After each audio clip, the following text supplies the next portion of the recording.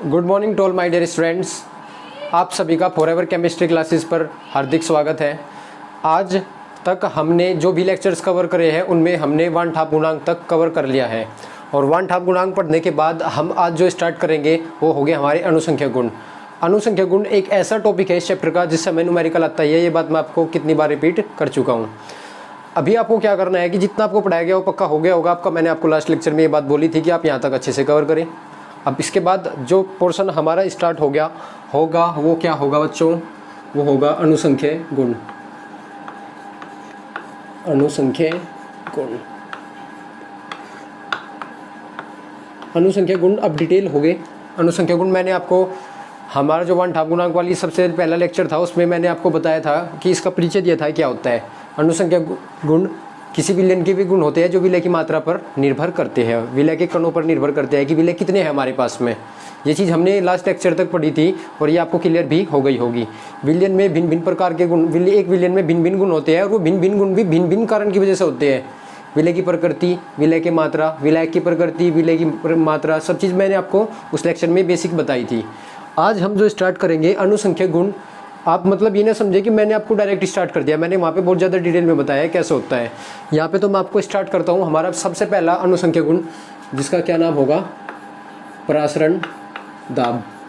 जिसका क्या नाम होगा हमारा? परासरण दाब। लास्ट लेक्चर के अंदर तक मैंने आपको ये चीज़ बिल्कुल क्लियर कट सिखा दिया है कि वन हाफ फैक्टर कैसे काम करता है, वन हाफ गुणांक कैसे हम यूज़ करते हैं। अब हमें अप्लाई भी करना है इसके अंदर। तो सबसे पहले आप हम सब पढ़ेंगे। सबसे पहला 4 होते हैं हमारे परासरण दाब, वाष्प दाब में सापेक्ष अवनमन, तीसरा हमारा क्वथनांक में उन्नयन और चौथा होता है हमारा हिमांक में अवनमन। अब हम सबसे पहले स्टार्ट करेंगे परासरण दाब। परासरण दाब हम ये भी सिद्ध करेंगे कि अनुसंख्यक गुण क्यों होता है, ये चीज़ हम देखेंगे। अनुसंख्यक गुण अभी आपको बस एक बात याद रखना है कि जो विलय की मात्रा से प्रभावित हो जाता है, जो विलय की मात्रा पर निर्भर करता है, अभी आप खुद ही समझ जाओगे। परासरण दाब, परासरण दाब को समझने के लिए आपको पहले क्या समझना होगा कि हम परासरण किसे कहते हैं, कि हम परासरण किसे कहते हैं, परासरण क्या होता है हमारा, ये पहले हमें ये समझना होगा। परासरण समझने के लिए आपको एक बिल्कुल सिंपल सा एग्जांपल आप हमेशा याद रखना, परासरण को आप कभी नहीं भूलेंगे। वो क्या है? आपने किशमिश देखी होगी, किशमिश, रेजिन। रेजिन जो होती है हमारी किशमिश, ये मैंने क्या किया, इस किशमिश को मैंने पानी के अंदर रख दिया है। ओके स्टूडेंट्स, ये क्या हमारी किशमिश है, रेजिन है। इस किशमिश को मैंने पानी के अंदर रख दिया है। अब मैं ओवरनाइट के बाद इसकी रिज़ल्ट चेक करूँगा कि इस पर क्या प्रभाव पड़ता है। तो जैसे ही रात कंप्लीट होगी, रात के समय मैंने रखा था, सुबह के टाइम जैसे मैंने इसे देखा तो ये क्या हो गई, ये थोड़ी सी साइज़ में क्या हो गई, बड़ी हो जाती है। साइज़ में क्या हो जाती है, ये बड़ी हो जाती है। ये ऐसा कैसे होता है, यही होता है ना। अभी होता है ऐसा कैसे है, यही समझना है आपको। वास्तव में परासरण के कारण ही होता है। अब देखिए आप, ये क्या है हमारा पानी, ये हमारी क्या है, हमारी किशमिश, जिसे मैं लिख देता हूँ रेजिन, RAISIN, रेजिन को हम किशमिश बोलते हैं। अब क्या होता है, जो किशमिश होती है ना, उसकी जो परत होती है, जो उसकी सतह, बाहरी सतह होती है, उस पर छिद्र होते हैं हल्के हल्के, आपने देखे होंगे। माइक्रोस्कोप से देखोगे तो बहुत ज़्यादा क्लियर दिखने लगते हैं। अब उन छिद्र में ये जो पानी है, ये जो यहाँ पे पानी सारा बाहर है, ये इसके अंदर प्रवेश करने लगता है। ये क्या करने लगता है, इसके अंदर प्रवेश करने लगता है, जिसकी वजह से इसका साइज़ क्या हो जाता है, बड़ा हो जाता है। अब यही प्रक्रिया हमारी क्या कहलाती है, परासरण। बट हम ये एग्जाम्पल समझाएं, हमें इसकी परिभाषा लिखनी होगी। परिभाषा क्या है, अब मैं आपको बता देता हूँ। परासरण के बारे में सबसे पहली बात, परासरण के बारे में सबसे पहली बात यह है कि परासरण एक प्राकृतिक घटना है। परासरण एक प्राकृतिक घटना है। मतलब प्राकृतिक घटनाएं कौन सी होती है, आप ये बताओ। प्राकृतिक घटनाएं भी होती है जिन्हें कराने के लिए हमें बाह्य बल लगाने की आवश्यकता नहीं होती है, अर्थात वे खुद ब खुद हो जाती है। जैसे हवा का बहना, हवा का बहना, क्या आपको कोई बाहर से बल लगाना पड़ रहा है हवा को बहने के लिए? कुछ भी नहीं, ऑटोमेटिक चलता रहता है ये। तो मैं बताना क्या चाहता हूँ आपको, प्राकृतिक घटना है। परासरण क्या है, एक प्राकृतिक घटना है। मतलब ये अपने आप ही होती है, हमें कराने की ज़रूरत नहीं होती। जैसे अपने पानी में रख दिया तो आपको कोई फोर्स लगाने की ज़रूरत नहीं है कि आपने कोई बाहर से मशीन लगाओगे, प्रेशर लगाओगे, सुबह तक मोटी होगी, स्वेलिंग हो जाती है, मोटी हो जाती है। नो, तो ऐसा तो नहीं करते ना आप, वो रखा और वो ऑटोमेटिक हो जाती है। देखिए कि ये होती है हमारी प्राकृतिक घटना। तो प्रासरण एक प्राकृतिक घटना होती है जिसमें, अब मैं आपको थोड़ा सा और क्लियर करता हूँ। चलो इधर को लिख लेते हैं थोड़ा, क्योंकि हमें और जगह की आवश्यकता होगी। पहले हम प्रासरण समझ रहे हैं, प्रासरण की परिभाषा लिखनी है, फिर प्रासरण दाब समझेंगे। देखो स्टूडेंट्स, ये कोई हमारा एक पात्र है, कंटेनर। इस पात्र में 2 विलयन है हमारे। अभी पूरी बात समझाऊंगा मैं आपको।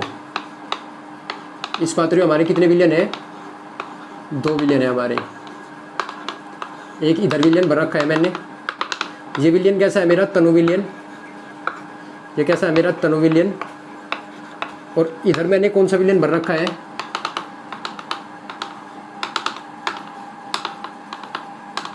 इधर मैंने कौन सा विलयन भर रखा है? सांद्र विलयन। ये कौन सा है मेरा? सांद्र विलयन। अब आप समझें एक चीज़ जो यहाँ पे बीच में जो लगा हुआ है, ये है हमारी अर्धपारगम्य झिल्ली।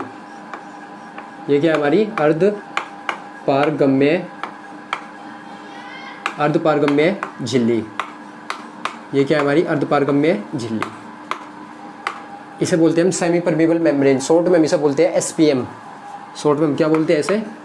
एसपीएम, सेमी परमेबल मेम्ब्रेन, अर्धपारगम्य झिल्ली। मैं एसपीएम बोल दूंगा तो तब भी आप समझ जाना, अर्धपारगम्य झिल्ली। मैं इसके बारे में थोड़ा सा आपको बता देता हूँ।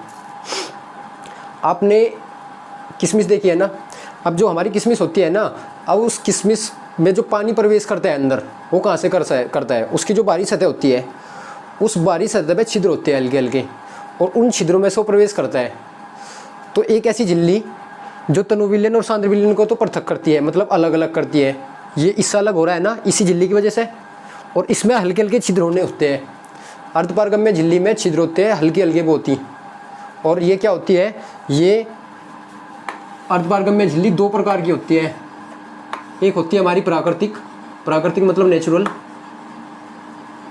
और एक होती है हमारी मानव निर्मित मतलब आर्टिफिशियल। अभी ये वाला जो पोर्शन है ये आपको काम नहीं आएगा कि आर्टिफिशियल नेचुरल, ये वाली बात आपको ज़्यादा काम नहीं आती है। अर्धपारगम्य झिल्ली एक प्राकृतिक होती है, मतलब एक प्रकृति के अंदर खुद पाई जाती है, जो हमारी क्या होती है? Animal cell membrane. एनिमल जो हमारे जंतु होते हैं ना, उनकी जो सेल मेम्ब्रेन होती है, ये बायोलॉजी के अंदर पढ़ाया जाता है, वो वाली हमारी क्या होती है? अर्धपारगम्य झिल्ली होती है। जैसे आपने अपनी स्किन देखी होगी, स्किन, आपकी स्किन से क्या होता है? पसीना बाहर निकल जाता है। अब वो पसीना बाहर निकलता है तो यहाँ पे कुछ ना कुछ छिद्र होंगे। अगर यहाँ पे छिद्र है तो ये कहीं की तरह कार्य कर रही है अर्धपारगम्य झिल्ली। अर्धपारगम्य झिल्ली के अंदर बहुत ही हल्के हल्के से क्या होते हैं? छिद्र होते हैं। क्या होते हैं? बहुत ही हल्के हल्के से छिद्र होते हैं। अब मैं आपको एक और बात बता देता हूँ। आर्टिफिशियल जो होती है ना, ये भी बता देता हूँ। ये तो एनिमल सेल मेम्ब्रेन से मिलकर बनी होती है, और जो हमारी आर्टिफिशियल होती है ये उपसंयोजक यौगिक की होती है, कॉपर की और पोटेशियम के कंपाउंड की मिलकर बनी होती है। बट हमें याद नहीं रखना। अर्धपारगम्य झिल्ली का काम बता देता हूँ मैं आपको क्या है? एसपीएम। अब आपको एक बात पता होगी, पहले आप ये बताएं, हमारा जो विलयन होता है उसमें 2 चीज़ होती है। एक हमारा विलय और दूसरा हमारा कौन होता है? विलायक। अब ये बात तो आप जानते हैं कि विलयन जो हमारा, विलयन के अंदर हमारे 2 घटक होते हैं, विलय और विलायक। विलय वह घटक होता है जो विलयन की में कम मात्रा में उपस्थित होता है, और विलायक अधिक मात्रा में होता है। ये बात तो आपको पता है। अब मैं इनके आकार के बारे में आपको एक बात बताता हूँ। किसके बारे में? आकार के बारे में। जो मात्रा में कम होता है, विलय का आकार हमेशा क्या होता है? विलय का आकार हमेशा बड़ा होता है। किसकी तुलना में? विलायक के कणों के आकार में। अब बात आकार की है, संख्या की नहीं है इनकी। विलय जैसे हमारी चीनी और पानी ले लेते हैं आप, चीनी और पानी। चीनी हमारी विलय है और पानी हमारा विलायक है। अब चीनी जो है ना, उसके कणों का आकार बड़ा है, तो विलय ज़्यादा बड़े आकार का होता है और विलायक हमारे कम आकार का होता है। अब एक जनरल सी बात आपको ये बात पता होगी, तो सामान्य सी बात है कि जो साइज़ में छोटा होता है, कोई भी कण साइज़ में छोटा है तो उसकी गति क्या हो सकती है? ज़्यादा। ब्राउनी गति पढ़ोगे आप, ब्राउनी गति में भी ये चीज़ मिलेगी आपको पढ़ने को। जैसे कहीं पे बहुत सारी भीड़ है और मैं बोल लूँ कि यहाँ पे कोई बच्चे को छोड़ दो आप, छोटे से बच्चे को, तो उनके पैर में को निकल कर बाहर निकल जाएगा कहीं से। क्यों? क्योंकि वो छोटा है। और मैं किसी बड़े से इंसान को उस भीड़ में खड़ा कर दूँ तो उस पर चले भी नहीं जाने का रीज़न, उसका आकार बड़ा है। तो छोटे कण जो होते हैं वह अधिक गति कर पाते हैं। उसी प्रकार विलय की गति जो होती है ना, विलय की गति कम होती है और विलायक की गति अधिक होती है। अब देखो आप, अब यहाँ पे क्या है? हमारा एक तनु विलयन है और एक सांद्र विलयन है। एक तनु विलयन है और एक सांद्र विलयन है, ये बात आपको याद रहेगी। अर्धपारगम्य झिल्ली के बारे में मैं आपको बता रहा था। अर्धपारगम्य झिल्ली के अंदर बहुत ही छोटे छोटे छिद्र होते हैं, और जिसके छिद्र छोटे छोटे हो, क्या वो बड़े आकार के कणों को पास करने देगा? नहीं करने देगा। तो अर्धपारगम्य झिल्ली में से विलय के कण कभी भी पास नहीं होते हैं, वो अपने अंदर से गुजरने नहीं देता। केवल अर्धपारगम्य की झिल्ली किसके कणों को गुजरने देती है? विलय के कणों को। और उसका कारण क्या है? विलय के कणों का आकार छोटा होता है। आप नोट में इस बात को लिखें, अर्धपारगम्य झिल्ली केवल विलय के कणों को अपने अंदर से गुजरने देती है।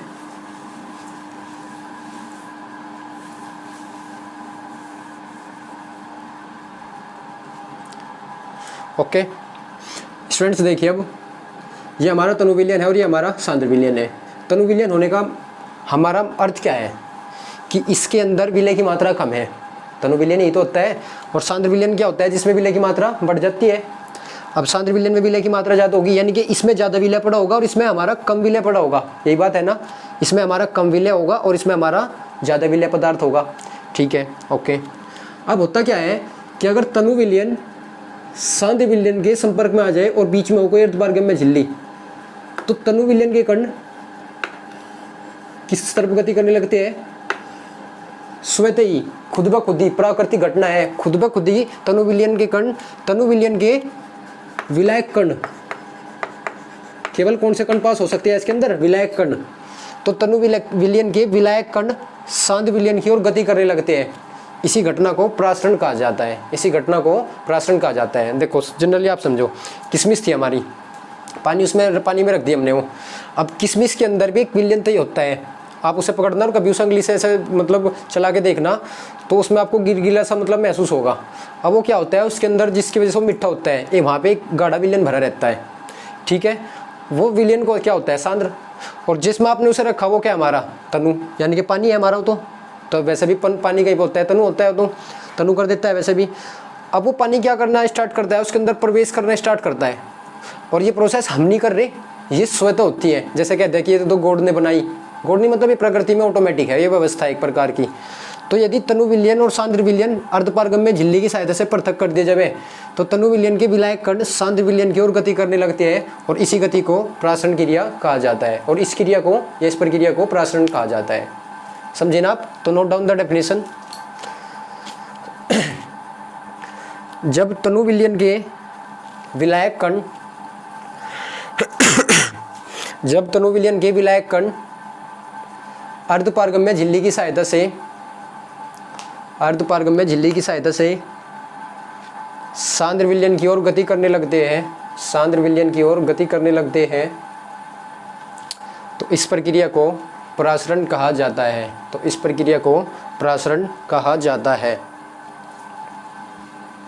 ठीक है, प्रासरण केवल इतना है कि विलायक के कण तनु से कहाँ पे जाने लगते हैं? सांद्र की ओर। तनु से कहाँ की ओर? सांद्र की ओर। और किसकी सहायता से? अर्धपारगम्य झिल्ली। अर्धपारगम्य झिल्ली की एक बात और भी बताऊंगा मैं अभी। अर्धपारगम्य झिल्ली टू वे होती है, मतलब इसके दोनों तरफ से रास्ते होते हैं।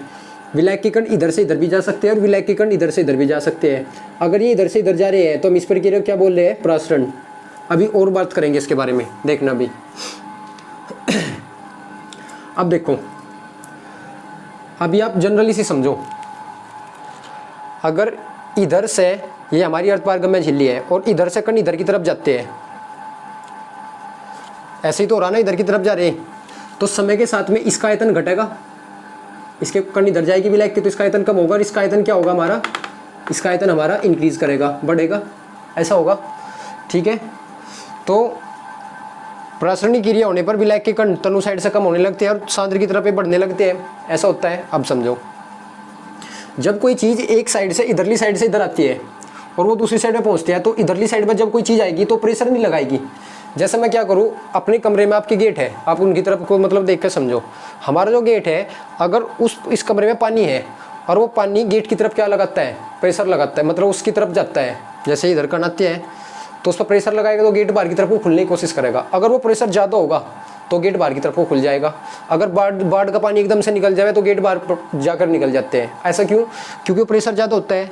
तो जब ये कण इधर जाते हैं, प्रेशर मतलब दाब, जब ये इधर जाते हैं तो क्या करते हैं? दाब लगाते हैं।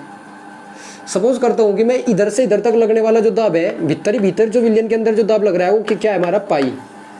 पाई क्या है हमारा, जो अंदर लगने वाला दाब है। और इसी पाई को हम क्या बोलते हैं, प्रासरण दाब।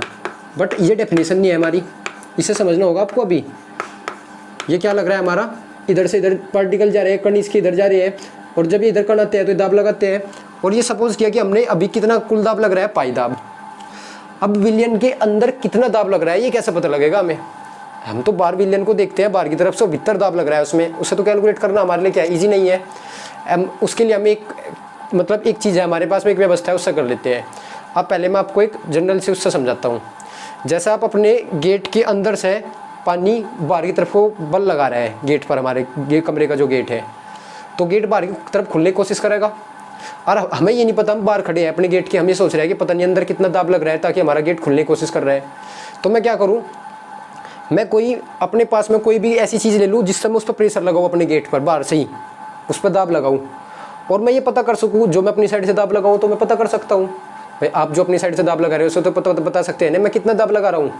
अब वो गेट बार बार बाहर की तरफ खुलने की कोशिश करता है, क्यों, क्योंकि पानी उसे बाहर की तरफ फोर्स कर रहा है। अब आप क्या करो, आप बाहरी साइड से प्रेशर लगाओ और आप इतना दाब लगा दो कि वो गेट बीच में रुक जाए। वो क्या हो जाए, गेट बीच में रुक जाए, मतलब ना तो वह भीतर की तरफ खुला और ना बाहर की तरफ। इसका क्या मीनिंग है, जितना दाब इधर से लग रहा था उतना ही दाब इधर से लग गया। अब आपको अपने वाला दाब तो पता है, जब आपको अपने वाला दाब पता है तो आपको अंदर का भी पता लग गया। लगा नहीं लगा भाई, अगर आपको दूसरी साइड का फोर्स पता करना है तो अपनी साइड का फोर्स पता लगा लो।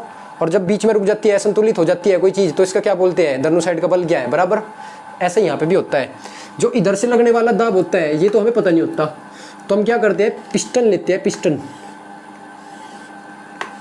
पिस्टन की क्या होती है, मतलब एक यंत्र होता है जिससे हम बाहर से दाब लगाते हैं। क्या लगाते हैं हम, पिस्टन से बाहर से दाब लगाते हैं। इसे बोलता हूँ मैं पी बाह्य। क्या बोलता हूँ मैं इसे, पी बाह्य। पी होता क्या हमारा, प्रेशर, तो ये हमारा बाह्य दाब। ये क्या हमारा, बाह्य दाब, जो हम पिस्टन की सहायता से बाहर से दाब लगाते हैं। अब मैं बाह्य दाब को बता सकता हूँ, इसकी गणना कर सकता हूँ बहुत ईजिली। ये बात है ना, हम बाह्य दाब की गणना बहुत ईजिली कर सकते हैं।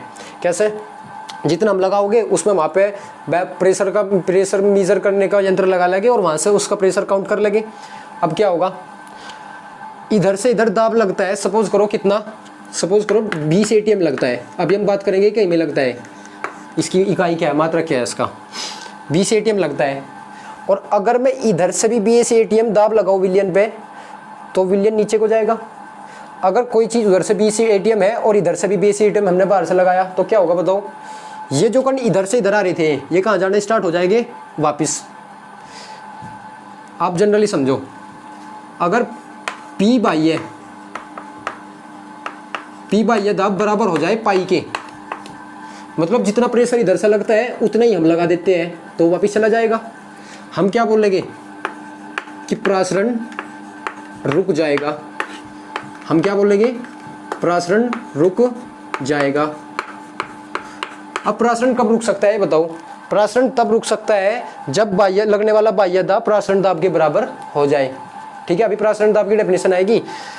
ये जो भीतर से दाब लगता है ये वास्तव में हमारा प्रासरण दाब होता है, बट इसका हमें पता नहीं लगता तो हम बाहर से दाब लगाते हैं। ऐसे केस में प्रासरण रुक जाता है जब ये दोनों बराबर होते हैं। तो जब प्रासरण की क्रिया रुक जाती है, जब प्रासरण की क्रिया, देखो डेफिनेशन देखना कैसे है, जब प्रासरण की क्रिया रुक जाती है तो लगाया गया बाह्य दाब भी प्रासरण दाब कहलाने लगता है। मतलब बाह्य दाब को हम प्रासरण बोल सकते हैं। और मैं बाह्य दाब को प्रासरण पाई कब बोल सकता हूँ, जब हमारा प्रासरण रुक जाए। और प्रासरण कब रुक सकता है, जब इधर से लगने वाला प्रेशर और इधर से लगने वाला प्रेशर दोनों बराबर हो जाए। ओके स्टूडेंट्स, ये बात आपको समझ आ गई होगी। तो आप प्रासरण दाब की परिभाषा लिखें।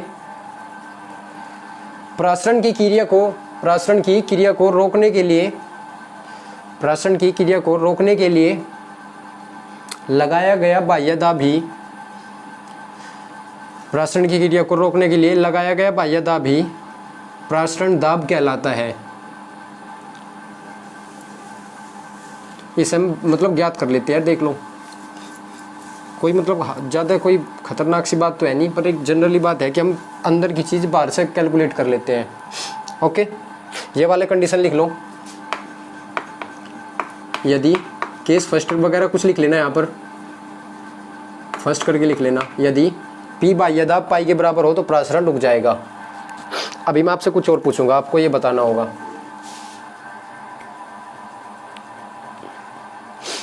देखो सेकंड क्या है हमारा, यदि P बाह्य का मान ज़्यादा हो किससे, पाई से। ये समझो आप, यदि ये लगने वाला प्रेशर मैं ज़्यादा कर दूँ किससे, इधर वाले प्रेशर से, यानी कि इधर से प्रेशर अब कम आ रहा है और इधर से प्रेशर ज़्यादा हो गया, ऐसे ही तो किया ना। तो अब गति इधर की तरफ को होने लगेगी, पर किसकी, ये सांद्र है, इसमें विलय भी और विलायक भी है। अब विलय तो निकल नहीं सकता, SPM 2 वे होती है, मैंने बोला था ये दोनों तरफ को चलती है, इधर से इधर भी अलाउ करे, इधर से इधर भी अलाउ। बट प्रसारण के अंदर क्या होता है, तनु सांद्र की तरफ ऑटोमेटिक जाता है। परंतु यदि बाह्य दाब पाई से बड़ा हो जाए तो अब ये प्रक्रिया जो है अभी ये नेचुरल नहीं रही, हमारी स्वतः नहीं रही, ये प्राकृतिक नहीं रही। क्यों बताओ, अब हमने करा ना, हमने बाह्य दाब ज़्यादा करा ना, तो ये तो हमने किया, तो ये तो मानव निर्मित हुआ। तो यार मानव ये क्या हमारा नेचुरल है, नेचुरल नहीं है, it is not natural. Okay, एक बात। अब बट अब होगा क्या, जो सांद्र विलयन के विलायक के कण है वो किधर गति करने स्टार्ट करेंगे, तनु की तरफ, और इस प्रक्रिया को बोला जाएगा विपरीत परासरण। इस प्रक्रिया को क्या बोला जाएगा, विपरीत परासरण। इसे मैं क्या बोलूँगा, विपरीत परासरण, मतलब परासरण का उल्टा। परंतु परासरण का उल्टा कब हो सकता है, जब बाह्य लगने वाला दाब परासरण दाब से ज़्यादा होता है, तब ये ऐसा हो सकता है विपरीत परासरण। ठीक है, आप इसे भी नोट करेंगे। अब विपरीत परासरण की डेफिनेशन बताओ क्या होगी। जब लगने वाला बाह्य दाब परासरण दाब से अधिक होता है तो सांद्र विलयन के विलायक के कण तनु विलयन की ओर गति करने लगते हैं, इसी घटना को विपरीत परासरण कहा जाता है। या ये बोल लो कि जब बाह्य दाब ज़्यादा होता है तो परासरण क्रिया उल्टी होने लगती है। जब बाह्य दाब अधिक होता है परासरण दाब से तो जो हमारी परासरण क्रिया है वो उल्टी होने लगती है। तो उल्टी होने पर जो दाब लगता है वो कौन सा होता है हमारा, ये नहीं, जो मतलब जो घटना होती है वो कौन सी होती है हमारी, विपरीत परासरण। समझ गए ना विपरीत परासरण क्या है। जब लगने वाला बाह्य दाब परासरण दाब से अधिक हो जाए तो सांद्र विलयन के विलायक कण तनु विलयन की ओर गति करने लगते हैं और इस घटना को विपरीत परासरण कहा जाता है।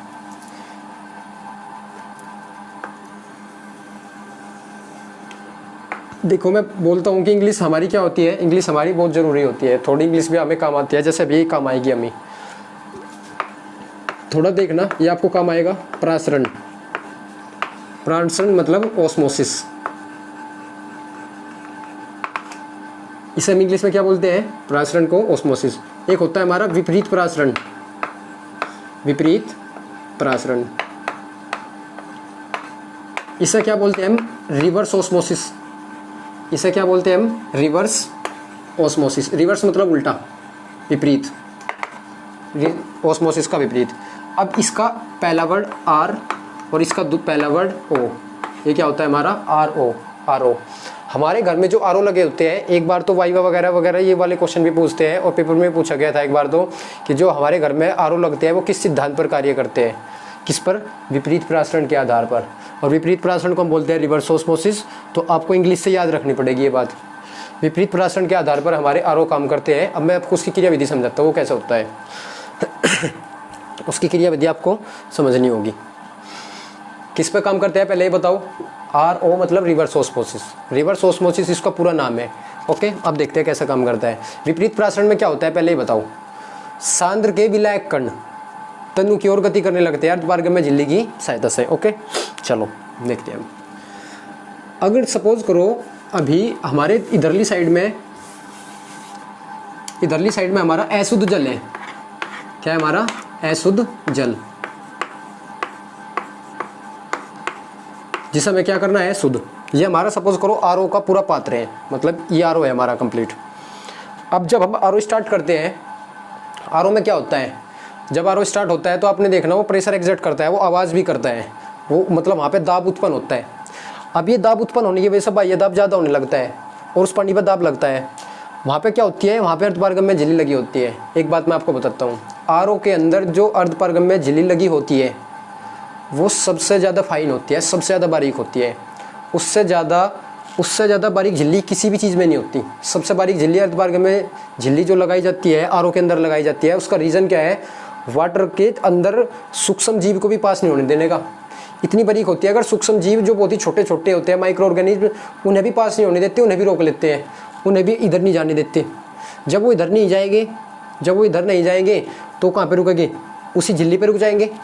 उसी झिल्ली पे रुकेंगे तो शुद्ध होगा। तो देखो अब क्या होता है, जैसे हम आरओ को स्टार्ट करते हैं तो दाब उत्पन्न करता है, प्रेशर बढ़ता है, उसके अंदर दाब उत्पन्न होता है ऑटोमेटिकली, उसमें दाब की मशीन लगी होती है।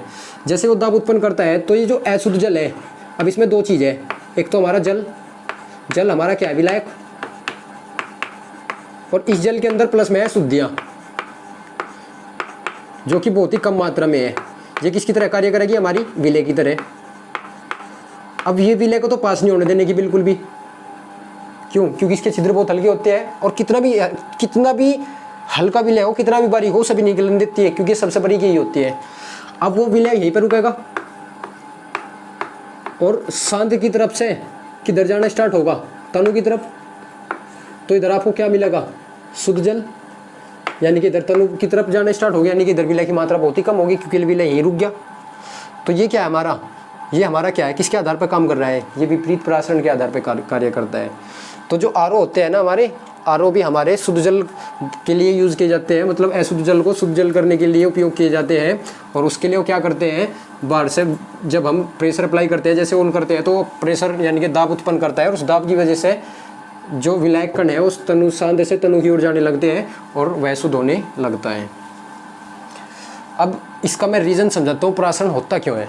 अभी तक आपने समझा कि परासरण क्या है, अब हम समझते हैं परासरण होता क्यों है। परासरण होने का बिल्कुल सिंपल सा कारण क्या है, आप कोई समझो, मतलब आपको क्या लगता है, देखो आप समझकर कुछ आपको लगता हो फिर मैं तो बता ही दूंगा आपको।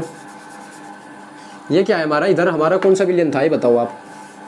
अब ये साइन मैं मिटा देता हूँ, इधर वाले, इधर कौन सा विलयन था हमारा, तनु विलयन। इधर कौन सा विलयन था हमारा, सांद्र विलयन। ओके, अब होता क्या है, तनु विलयन सांद्र की तरफ जाते हैं, इसी घटना को हमने क्या बोला, इसी घटना को हमने बोला परासरण। अब समझो, ये तनु है और ये सांद्र है, क्या इनमें सांद्रता में अंतर है, बिल्कुल है। एक गाढ़ा है एक फीका है, सांद्रता में अंतर होगा। ये कम फीका है, ये फीका ही है, और ये ज़्यादा गाढ़ा है, सांद्रता में तो अंतर है। अगर सांद्रता में अंतर है, अगर सपोज करो कि दोनों साइड में तनु तनु होते, क्या होते, दोनों साइड में तनु तनु होते, ये भी तनु और ये भी तनु, तो इधर से भी विलायक कण इधर चले जाओ, इधर से भी विलायक कण इधर चले जाओ, कुछ पता नहीं लगा था हमें, होता है नहीं होता है सर।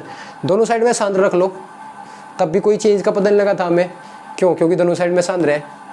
अब पता कैसे लग रहा है हमें, ये तनु है और ये क्या हमारा सांद्र। और देखो परासरण जो है वो प्राकृतिक घटना है, प्राकृतिक मतलब अपने आप ही होती है, हमने ये कराई नहीं, अपने आप हो रही है, तो हम इसे रोकना पड़ेगा हमें। अगर कहीं गलत सपोज करोगी, कहीं पे तनु में शुद्ध जल हो हमारा और इधर क्या हो हमारा अशुद्ध, उसमें अशुद्ध में इम्प्योरिटी होती है ना, जैसे हमने करा था, तो शुद्ध भी अशुद्ध होने लगेगा। तो ऐसे केस में मैं इसे रोकूंगा। और ये कैसे रुकेगी, इसके सांद्रता का अंतर कम करना पड़ेगा मुझे। क्या करना पड़ेगा, इसके सांद्रता का अंतर कम करना पड़ेगा। दोनों साइड को है तो तनु तनु कर दूं, या दोनों तरफ को सांद्र सांद्र कर दूं, तो ये क्या होगा हमें पता भी नहीं लगने का। ऐसे केस में होगा तो प्रोसेस तो होगी, इधर से इधर भी जाएगा, इधर से इधर भी जाएगा। बट जब ये तनु और सांद्र होते हैं तभी तो इधर जाते हैं। इसे मैं क्या बोलूँगा, इनके बीच में सांद्रता का अंतर है, इन दोनों विलयनों के बीच में सांद्रता का अंतर है। सांद्रता का अंतर मतलब सांद्रता बोलते हैं हम सी को, कॉन्सेंट्रेशन, और सांद्रता में अंतर होगा डेल्टा सी। क्या होगा हमारा डेल्टा सी। तो सबसे पहली बात जो किस पे निर्भर करता है, परासरण दाब अनुक्रमानुपाती होता है डेल्टा सी के। किसके अनुक्रमानुपाती होता है, डेल्टा सी के। सांद्रता में अंतर जितना ज़्यादा होगा परासरण दाब उतना ही ज़्यादा होगा। अब इसका क्या मीनिंग है, ये ज़्यादा, ये तनु हो और ये ज़्यादा सांद्र हो, तो इधर विलय के कण ज़्यादा हो गए, इधर विलय के कण बहुत ही कम हो गए। अब ये विलय के कण इधर जाना स्टार्ट करेंगे सांद्रता में अंतर होने के कारण। जब ये इधर जागे तो इधर ज़्यादा दाब लगेगा, तो इधर से इतने ज़्यादा दाब लगाना पड़ेगा, तो परासरण दाब बढ़ता चला जाएगा हमारा। बट डेल्टा सी को कैलकुलेट नहीं किया जाता, डेल्टा सी को के मान को निकालना संभव नहीं है, तो हम खाली सांद्रता निकालते हैं। और सांद्रता का फॉर्मूला भी हमें पता होता है, सी बराबर N/V। विलयन के एकांक आयतन में उपस्थित विलय के मोलों की संख्या, सांद्रता ही तो होती है ना, मैंने सिखाया आपको सांद्रता क्या होती है। तो सबसे पहले ये किसके कारण होता है, सांद्रता में अंतर के कारण। तो सबसे पहला मतलब है जिस पर निर्भर करता है, यहाँ पर आप लिखेंगे प्रासरण दाब की निर्भरता, प्रासरण दाब की निर्भरता। प्रासरण दाब किस किस बात पर निर्भर करता है, हेडिंग लगाए प्रासरण दाब की निर्भरता, और उसमें सबसे पहला है हमारा सांद्रता में अंतर, सांद्रता में अंतर।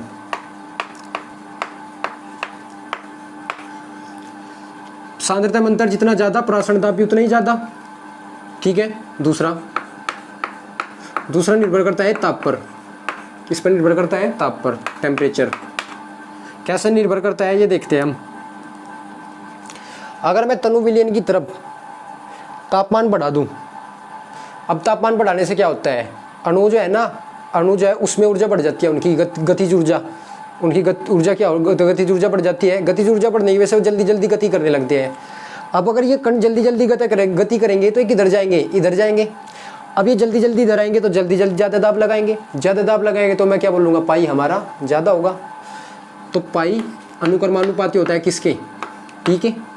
जितना ज़्यादा ताप मैं इधर से लगाऊंगा, ताप बढ़ने पे इनके अणु की गति बढ़ेगी, अणु की गति बढ़ने की वजह से जल्दी इधर आएंगे, जल्दी इधर आएंगे तो ज़्यादा दाब लगाएंगे।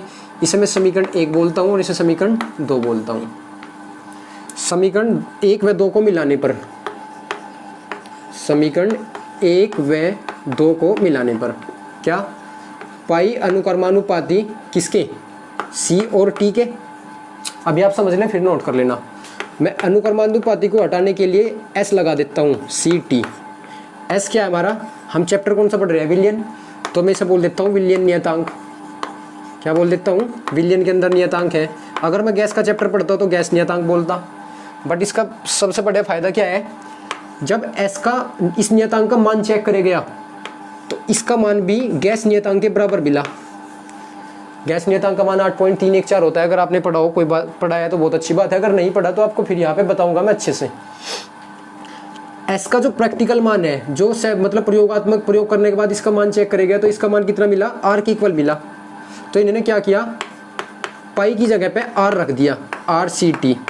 क्या रख दिया, आर सी टी, क्योंकि अगर दोनों की वैल्यू एक ही है तो हम रख सकते हैं। वैसे गैस नियतांक है, गैसों की जगह पे यूज़ होता है, बट इसे मतलब हम बहुत अच्छे से पहचान जाते हैं। तो pi is equals to R C T आ गया हमारा फॉर्मूला। अब एक बात यहाँ तक कर लो आप, पहले मैं आपको एक बात बताऊंगा। अभी आप यहाँ तक करें, एक बात जो मुझे बतानी है वो मैं बताऊंगा।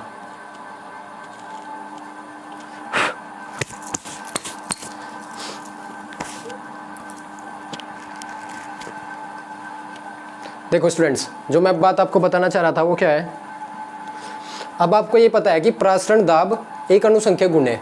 प्रासरण दाब एक अनुसंख्यक गुण है। अनुसंख्यक गुण किसे बोलते हैं, जो विलय की मात्रा पर निर्भर करता है, जो विलय की मात्रा पर निर्भर करते हैं, विलयन के ऐसे गुण अनुसंख्यक गुण कहलाते हैं। अब प्रासरण दाब भी एक अनुसंख्यक गुण है। मैं आपसे पूछूंगी, सिद्ध कीजिए कि प्रासरण दाब एक अनुसंख्यक गुण है। आप कैसे सिद्ध करोगे, चलो सोचो आप थोड़ा सा। सिद्ध कीजिए कि प्रासरण दाब एक अनुसंख्यक गुण है।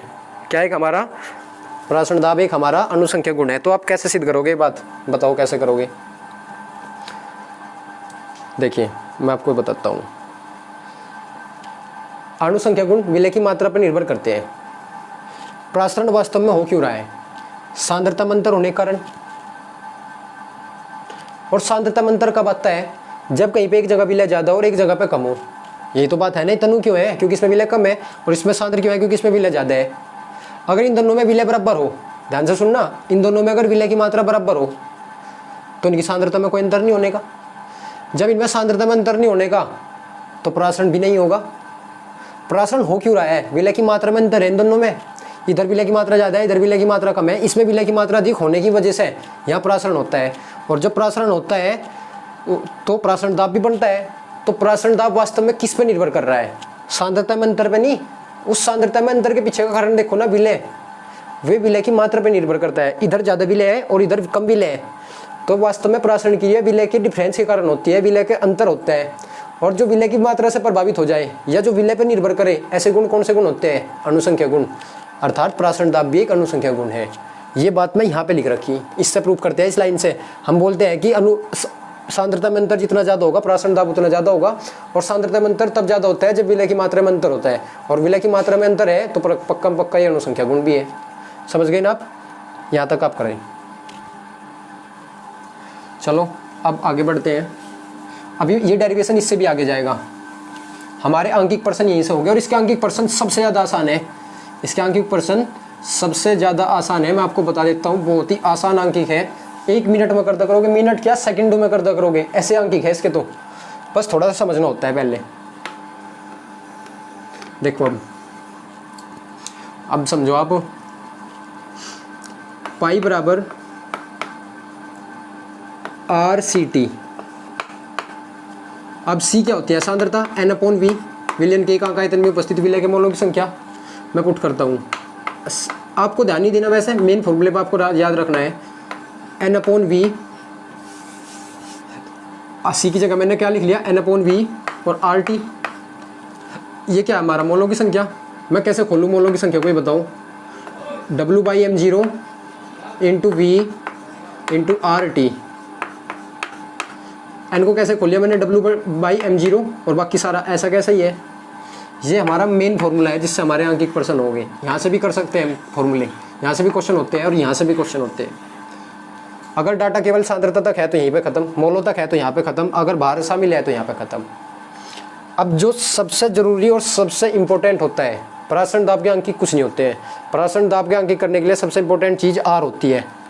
R क्या है हमारा? गैस नियतांक। R के बारे में आपको मैं कुछ बात बता देता हूँ। R के 2 मान पुट होते हैं। R के अगर मान रखते हैं आप 8.314, तो जो आयतन है वो आपको सेंटीमीटर क्यूब में रखना पड़ेगा, जो आपका टेम्परेचर है वो आपको केल्विन में रखना पड़ेगा। अभी समझाऊंगा मैं इन्हें सबको। और जो हमारा पाई आएगा वो आएगा हमारा न्यूटन पर मीटर स्क्वायर या पास्कल में। कहीं में आएगा या तो न्यूटन पर मीटर स्क्वायर में आएगा मान, या कहीं में आएगा पास्कल में, दोनों में से कोई सब लिख सकते हो। R का मान 0.0821 ये भी होता है। इस समय V का मान जो आएगा, इस समय जो V का मान आएगा आपको कहीं में रखना है? लीटर में। टेम्परेचर आपको दोनों ही केस में केल्विन में रखना होता है। और पाई का जो मान आएगा वो आएगा ATM में या बार में, कहीं में ATM में या बार में। अब देखो ये कैसे यूज़ होगा, मैं आपको बताता हूँ। सपोज करो आपको ये बोल दे कि 2 ग्राम विलय, जिसका नाम भी देगा, वो इतने विलयन के आयतन में मिलाया जाता है, तो विलयन में परासरण दाब की गणना कीजिए। और बाद में आपको R का मान गिवन करें। R का मान सपोज करो ने गिवन कर दिया, और आयतन उसने कहीं में दे दिया आपको लीटर में, तो लीटर वाले को कहीं में कन्वर्ट करना पड़ेगा आपको सेंटीमीटर क्यूब में। बट अगर R का मान उसने कहीं में दे दिया 0.0821 और वॉल्यूम कहीं में हमारा लीटर में ही है उस क्वेश्चन के अंदर, तो हमें चेंज करने की कोई आवश्यकता नहीं होगी। अब ऐसे केस में R का मान तो गिवन होता ही है, R का मान हमेशा गिवन होता है, क्वेश्चन के अंदर R का मान गिवन होगा। बट फिर भी मैं आपको बोलूँगा कि आप याद कर लें, दोनों मान याद करें आप। अगर R का मान ये गिवन है तो वॉल्यूम लीटर में रखना, टेम्परेचर दोनों ही केस में केल्विन में रखना है, शब्द बढ़िया बात है, इसकी तो टेंशन ही नहीं। टेम्परेचर अगर डिग्री सेल्सियस में है तो ऑटोमेटिक कहीं में कन्वर्ट कर ले उसे केल्विन में, मैं सिखाऊंगा। पाई ATM में बार में आएगा जब R का मान ये रखते हो, जब R का मान ये रखते हो तो ये आएगा। बस याद रखना है वॉल्यूम, असली आयतन ध्यान रखना है। अब एक बात और भी है, अगर आप R का मान ये नहीं रखना चाहते, पॉइंट में है ना, क्योंकि अगर आप यहाँ पे पॉइंट में रखते हो तो पॉइंट में रखने के बाद आपको कैलकुलेशन थोड़ी डिफिकल्ट होती है। अगर कैलकुलेशन डिफिकल्ट होती है तो हम क्या करेंगे, मैं इसे 25/3 भी लिख सकता हूँ। 25/3 हमारा क्या होता है? 8.314 के बराबर होता है। अगर आप R का ये मान यूज़ करना नहीं चाहते, ये क्योंकि ये पॉइंट में है तो कैलकुलेशन टफ होगी, तो आप क्या कर सकते हैं? 1/12 भी यूज़ कर सकते हैं। 1/12 इसके बराबर होता है। तो ये 2 भी आप याद रखें, नोट करें आप यहाँ तक इसे नोट करें।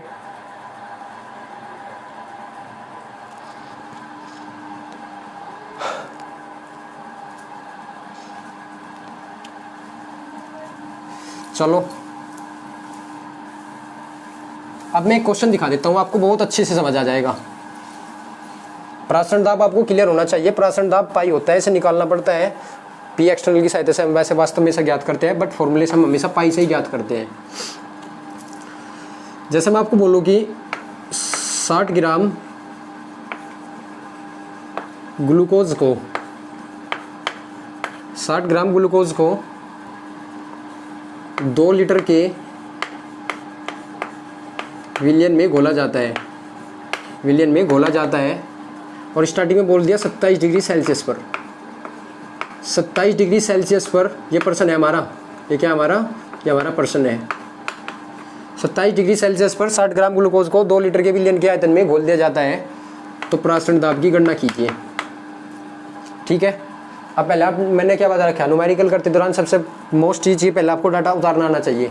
27 डिग्री सेल्सियस क्या हमारा टेम्परेचर, बट ये हमारे डिग्री सेल्सियस में है, कन्वर्ट कहीं में करना केल्विन में, कहीं में कन्वर्ट करना केल्विन में।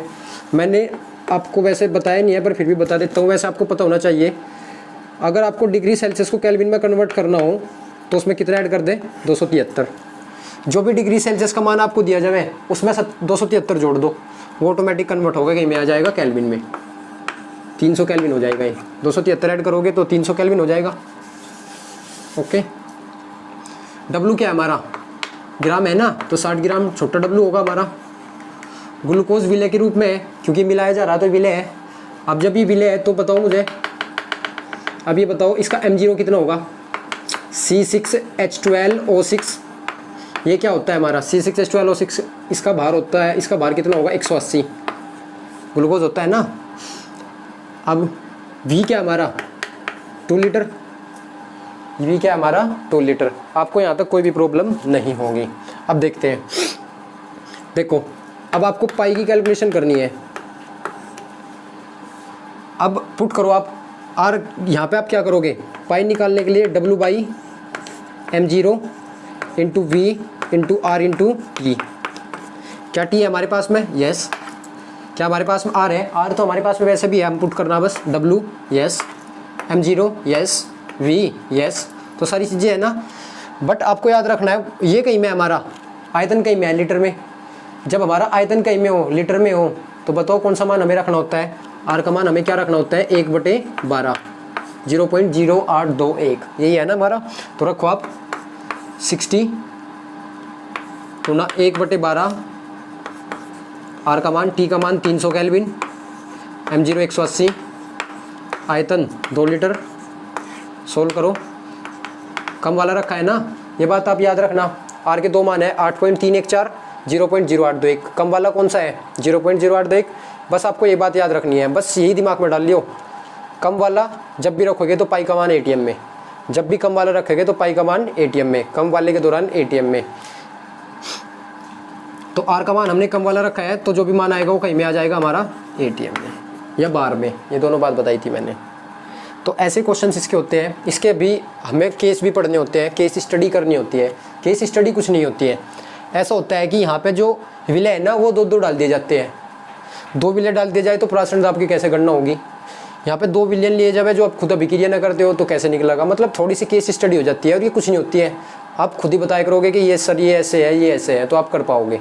ओके स्टूडेंट्स, तो ऐसे क्वेश्चंस भी आप कर पाओगे। अब अभी इस क्वेश्चन में एक बात बताता हूँ जो मैंने मिस कर दी, शायद आपने पकड़ी नहीं होगी। अगर किसी बच्चे ने पकड़ी है तो उसके दिमाग में आनी चाहिए। आप मुझे तो बता नहीं सकते, अगर आप बता सकते हो तो कमेंट में ज़रूर बताएं कि वो क्या चीज़ है, वैसे मैं भी बताऊंगा। अगर किसी बच्चे को पता लगा हो तो कमेंट में ज़रूर बतावे, कमेंट सेक्शन के अंदर बताए कि वो क्या था। देखिए, pi equals to W into R into T upon M0 into V। हमने मिलाया क्या था, ग्लूकोज, यही तो वन ठाप गुणांक है। देखो वन ठाप गुणांक कैसे काम करता है। इस साइड में हमने जो मतलब विलयन तैयार किया है उसमें हमारा विलय पदार्थ कौन है, ग्लूकोज है। अब ग्लूकोज कैसा होता है, कार्बनिक, और कार्बनिक यौगिक के लिए वन ठाप गुणांक 1 होता है। ये बात मैं आपको सिखा चुका, यहाँ तक आपको कोई प्रॉब्लम नहीं है। अब सपोज करो मैं यहाँ पे MgCl2 डाल देता, सपोज कर रही है बस, ग्लूकोज की जगह 60 ग्राम MgCl2 डाल देता। अब इसका एक कण 60 ग्राम का 60 ग्राम कण अंदर जाके 60 के 60 रहेगी, क्योंकि इसका वन ठाप गुणांक 1 है, ये तो प्रभावित नहीं होने का। पर MgCl2 के कितने हो जाएंगे, 3 गुने, 1 Mg का 2 Cl के, तो 3 गुने कण अंदर होने का क्या मीनिंग है बताओ। अब बताइए मुझे कि वहाँ पे विलय की मात्रा और ज़्यादा फैल जाएगी। हमने सोचा था थोड़ा ही विलय डाल दिया, वो तो 3 गुना हो गया अंदर जाके, 3 गुना हो गया तो विलय ज़्यादा फैल गया, विलय ज़्यादा हो गया तो सांद्रता ज़्यादा होगी, सांद्रता ज़्यादा होगी तो तनु वाला तो अब भी इतना ही है, सांद्रता में अंतर ज़्यादा हो जाएगा, सांद्रता में अंतर ज़्यादा हो जाएगा तो क्या परासरण दाब भी बढ़ जाएगा। अब इस फॉर्मूले में क्या हमें आई शामिल करना चाहिए या नहीं शामिल करना चाहिए, बताओ। अगर यहाँ ग्लूकोज था तो आई के मान से कोई प्रभाव नहीं पड़ा, क्यों? आई का मान ग्लूकोज के लिए क्या होता है? कार्बनिक के लिए 1, तो 1 से तो कोई प्रभाव नहीं पड़ेगा। बट अगर यहाँ MgCl2 होता तो मुझे यहाँ 3 लिखना होता हर हाल में, क्यों? क्योंकि 3 गुना अंदर हो जाने के बाद प्रासरण दाब को बढ़ाएंगे। कैसे? एक कण विलय की मात्रा कम रखेगा, बट उसी के 3 गुना कण विलय की मात्रा ज़्यादा कर देंगे। विलय की मात्रा ज़्यादा होगी, सांद्रता में अंतर हो जाएगा। सांद्रता में अंतर होते ही क्या होगा? क्या प्रासरण दाब बढ़ेगा। तो मैं डायरेक्ट बोल सकता हूँ, अगर 1/2 गुणांक ज़्यादा तो प्रासरण दाब भी ज़्यादा। और ये फॉर्मूला है, ये कंप्लीट फॉर्मूला है। देखो अब 1/2 को शामिल करने के बाद ये वास्तव में हमारा कंप्लीट फॉर्मूला है। 1/2 गुणांक जितना ज़्यादा प्रासरण दाब भी उतना ही ज़्यादा। रीजन समझ रहे ना? 1/2 गुणांक ज़्यादा होने का मतलब है कि कणों की संख्या ज़्यादा, विलय के कणों की संख्या ज़्यादा, और विलय के कणों की संख्या ज़्यादा तो सांद्रता में अंतर भी ज़्यादा। सांद्रता में अंतर ज़्यादा तो जल्दी कण आएंगे, जल्दी कण आएंगे तो प्रासरण दाब भी ज़्यादा लगेगा। तो ये 1/2 गुणांक का बड़ा रोल होता है हमारे यहाँ। तो 1/2 को भी हम अब क्वेश्चन करेंगे तो अच्छे से पढ़ेंगे। केस स्टडी करने के बाद अगले लेक्चर में हम क्या करेंगे, अगले लेक्चर के अंदर हम अच्छे से न्यूमेरिकल करेंगे कि प्रासरण दाब के क्या न्यूमेरिकल हमारे आते हैं, और मतलब हार्ड से हार्ड न्यूमेरिकल भी देख लेंगे। वैसे ज़्यादा हार्ड नहीं होते, हार्ड होने का मीनिंग जो हमारे आते नहीं हमारे एग्जाम्स में, मतलब जो स्टैंडर्ड लेवल के क्वेश्चन है 1-2 वो भी कराऊंगा। बट आपको क्या करना है, आपको यहाँ तक का अच्छे से कवर करना होगा। न्यूमेरिकल करने के लिए थ्योरी बहुत ही पक्की होनी चाहिए। तो अपनी थ्योरी को थोड़ा मजबूत करो, जितना थ्योरी को अच्छा करोगे ना तो उतना ही अच्छा न्यूमेरिकल पोर्शन हो जाएगा। और 4 चैप्टर में मैंने आपको स्टार्टिंग में बताया था 4 चैप्टर है। इन 4 चैप्टर के न्यूमेरिकल जितने अच्छे, केमिस्ट्री में नंबर उतने ही ज़्यादा। यही बात है, जितनी फर्स्ट के 4 चैप्टर और पूरी ऑर्गेनिक केमिस्ट्री सारी सेकंड बुक, वो सारी सेकंड तो मैं कराऊंगा खुद ही बहुत अच्छे से, 0 से लेकर अंत तक मैं ही कराऊंगा। बट उसके लिए आपको ये न्यूमेरिकल बहुत अच्छे से करने होंगे, क्योंकि न्यूमेरिकल पोर्शन वीक होते ही सारी केमिस्ट्री में नंबर खत्म हो जाते हैं। सो स्टूडेंट्स, अगर आज का लेक्चर हम यहीं पे ख़त्म करते हैं। अगर आपको ये लेक्चर अच्छा लगा हो तो वीडियो को शेयर करें और लाइक करें और चैनल को सब्सक्राइब करें। थैंक यू, मिलते हैं अगले लेक्चर के अंदर।